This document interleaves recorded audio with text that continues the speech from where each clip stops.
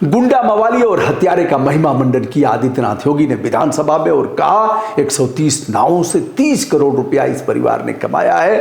नाविक परिवार की एक सक्सेस स्टोरी यहाँ पे बता रहा हूँ। ये नाविक परिवार जिनके पास 130 नौकाएं थी, 45 दिनों की अवधि में इन लोगों ने शुद्ध बचत की है 30 करोड़ रुपए की। महाराज जी 21 मुकदमे बताए जाते हैं उस पर, जिस पर गुंडा एक्ट भी दो बार लगा है, गैंगस्टर की कार्रवाई की गई है। और क्या हुआ है, हत्या के भी मुकदमे हैं, रंगदारी के मुकदमे हैं, बरजस की लड़ाई में कई एक हत्याएं हुई हैं। ऐसा है पिंटू महरा का परिवार जो कुछ दिन पहले जेल से आया है, कई बार यह जेल में गया है। उसका भाई अरविंद भी अभी हाल ही में जेल से आया है। पिता राम सहारे उर्फ बच्चा जो अतीक गैंग में रहा है, बताते हैं 2018 में जेल में ही उसकी मौत हो गई। और बच्चे भी अतीक गैंग से रहे हैं। अतीक गैंग के इन गुर्गों को महिमा मंडित आपने किया है। क्या एक नाव 50,000 रुपये रोज कमाएगी? कई दिन तो स्नान में, जो मुख्य स्नान थे, नावें बंद कर दी गई।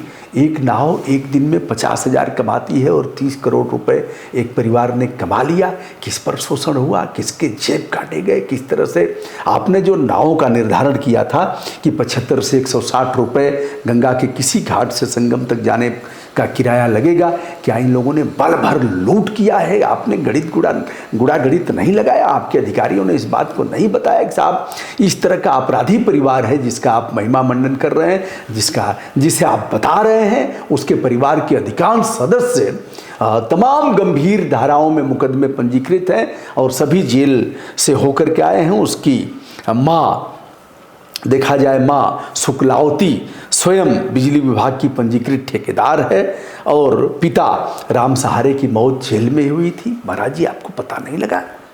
आप ऐसे लोगों को महिमा मंडित कर रहे हैं और किसके ऊपर, यह किन श्रद्धालुओं को पटक पटक करके इन लोगों ने मारा यानी पैसे लिया, यह आपको पता नहीं है? कहते हुए आप ऐसे बोल रहे हैं, महिमा मंडित कर रहे हैं। तनिक भी आपने कुछ सोचा नहीं कि क्या किया इन लोगों ने? 30 करोड़ रुपए मामूली पैसे होते हैं। चलिए, एक बार चाहूंगा कि इसके लिए हमारे प्रदेश के मुख्यमंत्री आदित्यनाथ योगी जी खेद प्रकाश करेंगे और जिन अधिकारियों ने गलत सूचनाएं दिया है, या तो सत्य आप सुनना नहीं चाहते हैं, कान के कच्चे हैं, अगर कोई अधिकारी सच बात आपको बता दे। कितने सलाहकार रखे गए हैं, सब स्पाइनललेस हैं क्या? किसी ने आपको सच बात नहीं बताया कि 21 मुकदमे जिसमें दो बार गुंडा एक्ट, गैंगस्टर से लेकर के 302 के रंगदारी मांगने से लेकर के अन्य मामले हैं, आपको बताया नहीं इन लोगों ने?